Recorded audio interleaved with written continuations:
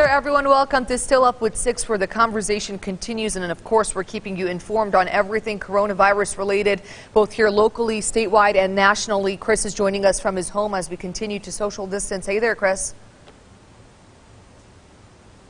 Hey there, Heidi. Yeah, certainly a lot to get to this morning in a limited amount of time. I know we're going to kick things off with the numbers in a second, but I do want to let people know that soon after that, I will be letting you guys know about a couple of the different questions that came in about the payoff, who's eligible, will it be taxed, those types of things. But as we do every single morning here, Heidi, let's give them a rundown of the latest numbers right now. All right, let's go ahead and pull up the graphic for you guys with the latest numbers, showing exactly how many cases we have here in Central Texas. Bell County, 20 cases. McLennan County, 33 cases. 2 of those cases are people recovering. Brazos County, 28 cases. Those are the latest numbers coming into our newsroom this morning. But we also want to note that Bell County is expected to address its response to the outbreak in a conference today. It's going to be a virtual conference, and it actually comes a day after we actually here in Bell County saw the first reported death related to COVID-19. That starts at 1 p.m. Of course, we'll have that stream for you and all the details on our website, KCENTV.com. Yeah, Heidi, and we are here, of course, as we are every morning, to answer your questions at home. We have a lot of questions that have came into our newsroom about the payout, what that might look like. One question that was a big one yesterday, I know on the live stream as well, as it came into my inbox a number of times, does this payout count as income? Now, of course, we know that's important because if it does count as income, it will be taxed. We checked with the experts. This payout will not count as income, so that means it will not be taxed. So that's some good news this morning. Another big question, and actually just came into my inbox a few moments ago. Someone had probably missed the show and hadn't seen this. A lot of retirees wondering if they'll receive the cash payout. Here's what we learned about that. If you filed your taxes, the situation is pretty easy. You'll get a check so long as your income qualifies. The same goes for people on Social Security. The same goes for people on disability or railroad retirement benefits. So you're going to be eligible for that payout as well. And finally, there was some concerns about whether or not you needed to fill out the census in order to receive this payout. We can tell you that's false. That's not true. You don't have to have filled out the census to be eligible for this payout. And speaking of that payout and everything happening with that on Capitol Hill, there's going to be a vote today by the House of Representatives. That will be at 9 o'clock their time, so 8 o'clock here. We're expected for them to pass this, but if there are any delays in this bill, we will update you guys. Of course, that will be a big story and a big talker if that delay does happen. Yeah, absolutely. I know that, Heidi, that we talked about this morning in our talker of the day about Austin passing a new ordinance to delay rent payments, delay mortgage payments. And we've been asking viewers if they feel that's the right move. I know that there's a lot of uncertainty right now as we approach the end of the month for a lot of people who are out of work or have had their hours cut, not knowing how they're going to make those payments. Certainly an interesting conversation. We saw the president last week suspend evictions as well as we suspend evictions, but that was only for a certain subset of people. Yeah, so this what Austin's doing is for people paying rent. You won't have any additional fees for missing your rent. And we asked if you guys think more cities should do this. And a majority, I think 91% at last check was a vote of people said yes, they do think that that's what more cities should do. And I won't be surprised if more cities do this. There's still some time, as rent is usually due on the 1st of the month. So I think we're going to see more cities do this. Do you agree, Chris? Yeah, absolutely. I think it's going to be the move right now as we move into uncertainty. Sonia, very good question. I haven't filed my taxes. Will I be exempt from the payout? I can tell you right now, even if you haven't filed your taxes, you are automatically eligible for this payout. So that's good news for you, Sonia. I do want to tell you about a little bit of an exception. For those of you who are on supplemental security income, or SSI, then you'll need to file a tax return to become eligible. But if you're not on that and you haven't filed your tax returns yet, you are still eligible for the payout. We do want to also note some new rules coming to the state of Texas for people to let others know about this. Anyone who flies to Texas from a number of states, which includes New York, will have to go into a self-quarantine for 14 days. That is what Governor Greg Abbott issued that executive order yesterday. And if you don't follow that, you could be fined or even face some jail time. So that is a new executive order put in place by Governor Greg Abbott. So just make sure to let people know if you have anybody traveling in your family, to let them know if they're coming from a number of different states, then they will have to self-quarantine. It is mandatory. It is an executive order by the governor of Texas. Yeah, and I think it's a move, Heidi, to keep us safe. As we know, we're seeing how this virus is developing in New York City. 1/3 of all cases in the United States are in New York City right now, essentially the epicenter of the coronavirus pandemic. So this is a move by Governor Abbott to ensure that anyone who may be traveling from some of those harder hit areas stays hunkered in place so they don't then potentially spread that to other people here in the Lone Star State. Dennis is commenting, saying, put a freeze on all payments, all utility bills. Act as if this next month doesn't exist. After the month is over, start everything back to normal. So Dennis is saying kind of just shut down the entire month in terms of bills and utility bills and other things as well, in addition to rent. So that is what Dennis thinks we need to do.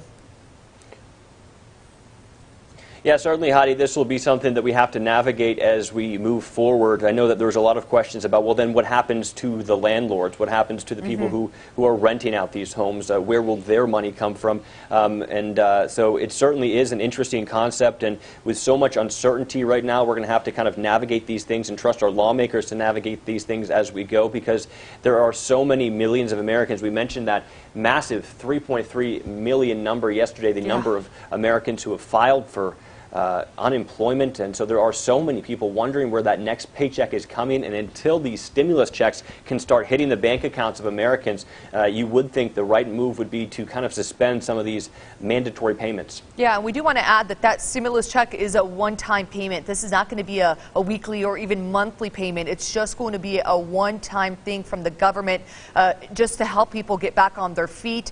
We do want to talk about price gouging. Wake Up Police, they've gotten several reports of people doing this for toilet paper and hand sanitizer. We do want to remind everyone watching right now, it is illegal. So if you're doing it, stop, and if you know somebody, report it.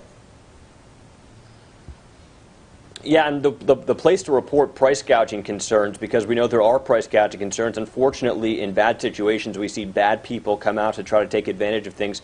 We do want to remind you to report any concerns you might have about price gouging to the State Attorney General's office. They are the entity that handles all of those concerns. We've heard about it locally. Certainly, we've heard about it online with some current concerns about third-party sellers on Amazon. So it's important, if you see it, say something. Yeah, that's really important to remember. Good advice. And it's really unfortunate that people are even doing this in the first place.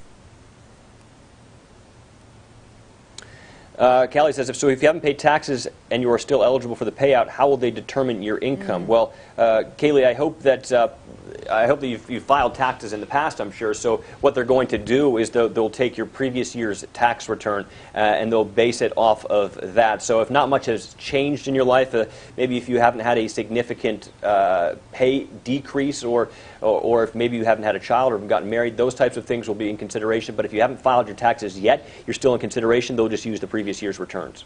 And Chris, can you walk us through some of the more bizarre claims that you verified today? I know I had sent one to you. Yeah, absolutely. So I've gotten questions from all over the place, and it's certainly a very a wide variety of questions. But with so much uncertainty, Heidi, I don't blame any of you for any of these questions, because you really don't know what's real and what's not right now. One question that came in, there's a kind of a viral clip making the rounds on Facebook right now, claiming that bananas are the way to go to ward off the coronavirus.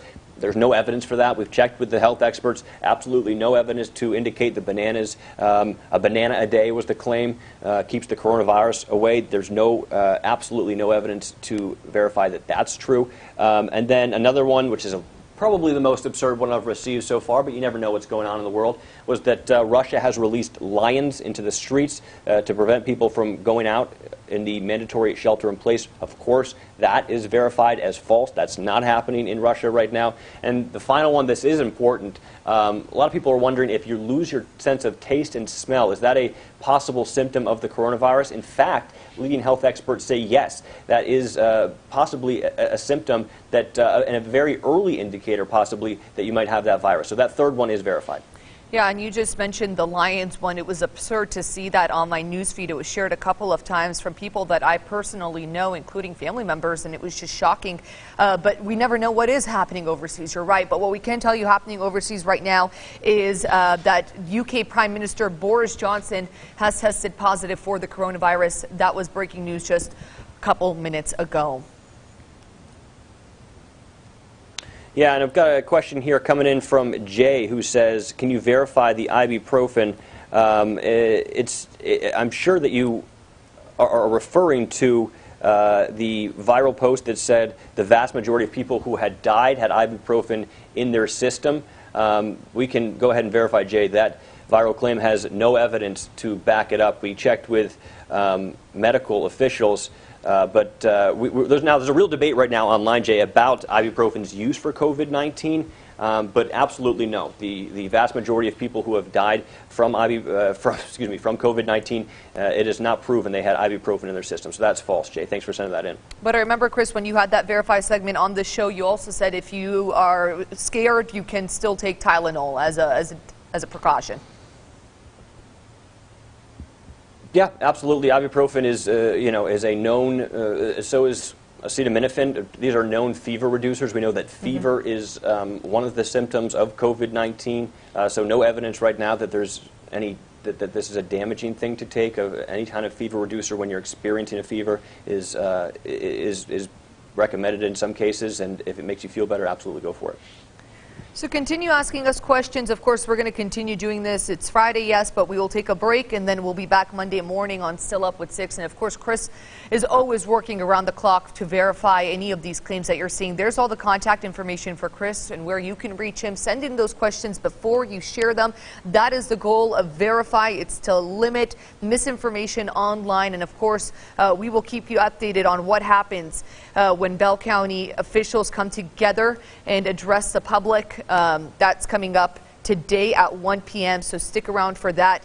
And, of course, download our 6 News app if you haven't. That's where we send you direct information, push notifications when we do have breaking news stories.